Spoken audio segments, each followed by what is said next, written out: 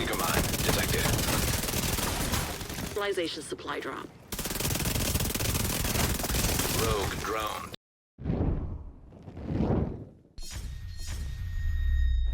What's up, agents? Patrick Wolf here. Welcome to another Division 2 build video. Today's video is going to be the Ridgeway meta build. If you are looking for one of the strongest builds in TU 11.1, this is going to be the perfect video for you guys. I believe, in my opinion, from testing over the last couple of hours, this is one of the strongest, if not the strongest PvP build in the game. I did quite a lot of testing of other combinations, but the Ridgeway's chest piece has recently received quite a big buff, and I recommend you guys go and farm it if you don't have it. The range has been increased for the bleed to 15 meters instead of 10, and we can get up to 48% armor a second. Obviously, this is going to be a PvP build. I will make a PvE variant very soon. The whole idea with this build is get up close and personal, utilizing high SMG damage whilst having a large amount of hazard protection.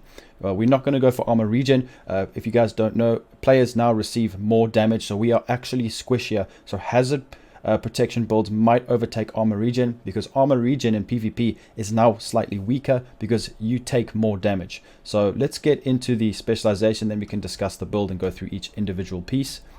Specialization, like I always say, guys, you must use my builds as templates, adjust them to suit your own playstyles. My playstyle, I want to use the bleed hive because I'm going to be utilizing the Ridgeway's chest piece bleed on shoot, and then I will also throw my hive, because then if I can get all 4 players of the enemy team, like for example in conflict or in the DZ, to get on the bleed, then I will be able to get armor per second. So it's very much in my interest to use technician, because I get extra skill damage for my bleed hive, and I get a whole free skill tier, which increases it immensely. There's a lot of buffs in there. We can go through it once we get to the actual skill itself. Make sure you guys have SMG damage, so technician is very nice for this.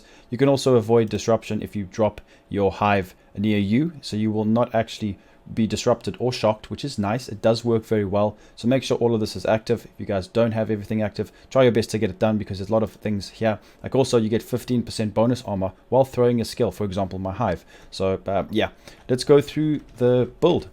So shields did get a nerf. Shields receive a 25% damage.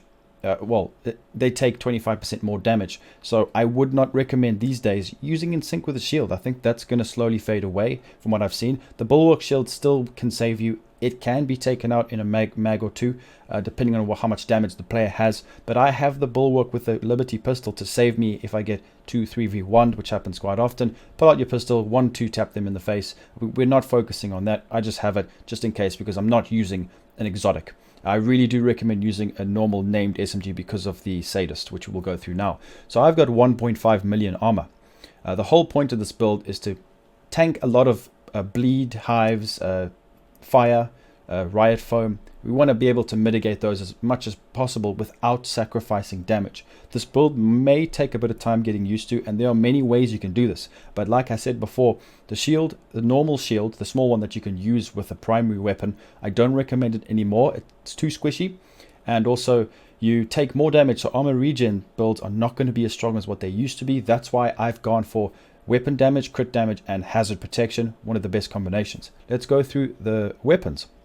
So the Ridgeway is going to proc the bleed, same as the hive. So you will, if you fight someone, 50 meters is quite a long way. We can go to if you go to the testing range, shoot above your head by the DPS lane, shoot 15, and you can see how far away you can proc the bleed. It's quite amazing.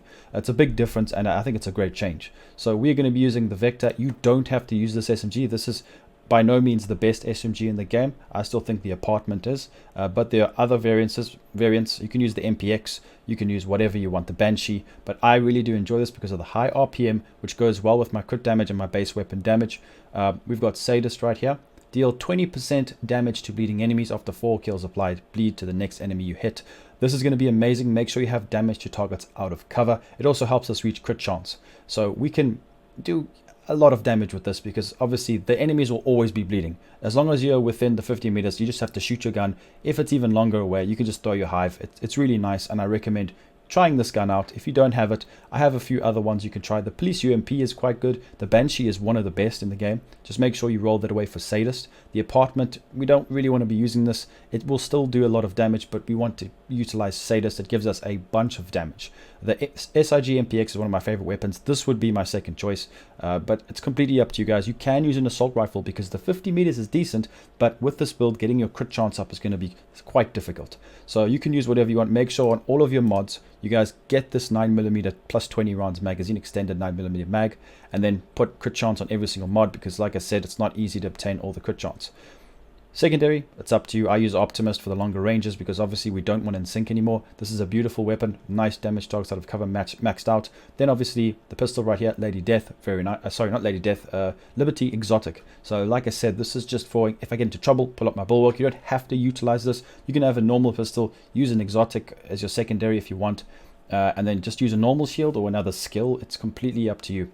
Let's go through the build now. So what I wanted to do was, well, to be honest, guys, after playing a couple hours and, you know, even the last couple of weeks, I'm always bleeding. I'm always on fire. And I really do enjoy having some hazard protection in a build. Like I said previously, armor regen is not as good as what it used to be. So I do recommend it.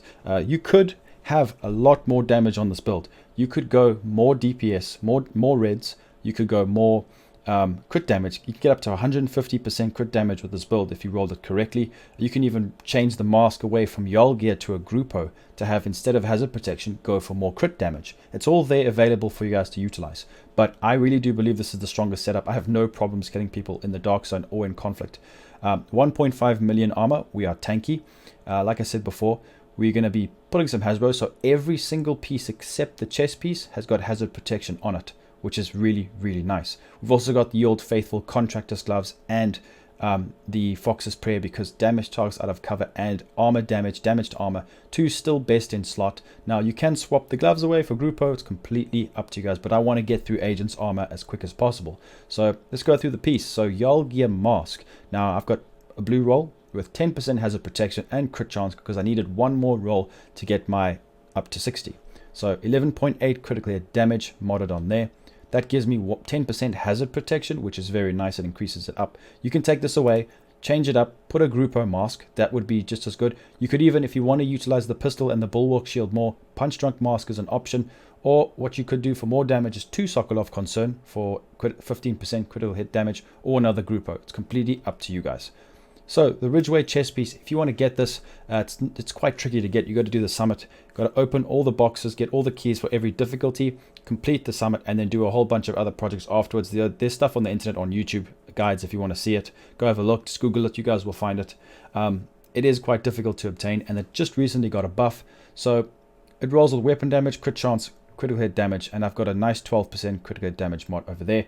Bleeding Edge. Shooting enemies within 15 meters applies bleed to the target. Repair 3 to 48% of your armor per second for every enemy that is bleeding within 5 meters.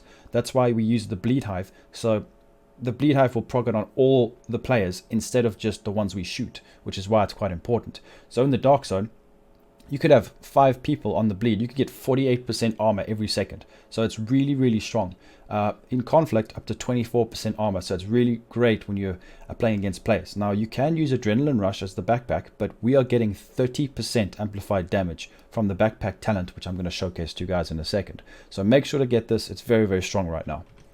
Then on the holster, I've gone for Sokolov because I want my base damage up. Instead of Grupo, this is better than Grupo because 40% of your bullets are not even critting, so you want to just get your base weapon damage up. That's what I believe in. Grupo holster, you can go for that if you really want to, but do testing in the range. Make sure the piece that you put on puts more damage. I really do recommend you guys doing your own testing. So once again, hazard protection, critical hit damage, and a nice blue armor roll there. Then this is going to be very important. This works with the chest piece, so every single time I fight someone close range, or if they're under my hive bleed, I will get 30% damage. So amplifies all damage. Yes, it does work with the one piece. Amplifies all damage you deal to status affected targets by 30%.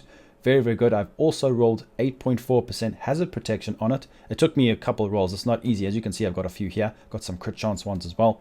Then I rolled a blue. Now you can have a red or even another yellow to make your bleed hive stronger. It's completely up to you guys, but the one piece is very, very strong. Now we've got Ye Old Faithful, the duo right here, Contractor's Gloves and Fox's Prayer knee pads. Damaged armor is amazing. Got a blue roll and 9.9% hazard protection. On the knees again, 10% hazard protection, damage to targets out of cover. Very strong, best in slot by far, and 13% weapon damage. So there are many ways you can take this build. I'm going to make a PvE variant. If you want, you can even put, for example, Belston, the named knee pads that give you armor regen, then 2 golden gear. You can have a lot of armor regen, up to maybe like 50 something %, which would be good. But like I said before, we don't want to mention it again, but I wouldn't recommend doing it. So you're probably wondering what my stats look like. Let's go through it. Like I always say, guys, crit damage is not the only thing you need to focus on. The utility from this build is great. You know, when people get put on the bleed instantly, they slump over and they're already on the back foot. So it's really, really good. I recommend it. If another player is running full hazard protection, then you can decide, you can change things up. It's completely up to you. Maybe go full damage. We've got 60% crit chance, 90% crit damage, 8% armor damage, 70% headshot damage. Let's scroll through. If you guys want to pause the video and just have a look, it's completely up to you.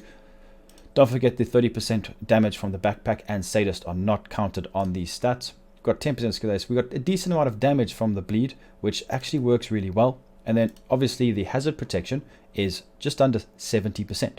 So what I can do is, if my rolls were maxed out, I'd have about 70%. I can get right now 60, 70, 80, 90. I can get about 97% just from mods on my gear. So if I wanted to, I can be immune to bleed, I can be immune to fire or the riot foam just by changing my mods up, because I have got 3 of each: burn resistance, bleed resistance, and ensnare resistance. So I can change it up and completely be immune. That's what makes this build so strong, in my opinion, is because a lot of players are running status effects right now, especially with this build. I'm sure a lot of guys will see it and maybe give it a try. So I recommend running hazard protection with something like this. You could probably get it higher if you wanted to. 2-piece Cheska could become an option to get even more hazard protection easier, but I don't recommend it. These two are just too strong on this build. So we use the bleed hive. When you're modding it, make sure you guys put the correct mods. I probably don't have, I do 4 stinger charges because they change sometimes. Then the shield, it's not the tankiest thing in the world, but it does save you. It gives me another chance. So it's completely up to you how you want to play. I do recommend trying this because it does make you a lot tankier. Even though the shield isn't as strong as what it used to be, it still helps. So this is actually my new favorite PvP build. This is what I'm going to be rocking. I will showcase this on stream. So if you guys follow me on Twitch, links will be in the description. Also, I have a second channel. I'm going to be covering Cyberpunk 2077 when it comes out in November 19th. I also do some news videos prior to it releasing. So make sure you guys go sub to my second channel there. It's going to just cover that game. And obviously, I'm going to keep this channel for this game. So I love this build. I hope you guys do as well. Give it a try. Let me know what you think. And make sure to leave a like, subscribe, click that notification bell. And I'll see everybody in the next video.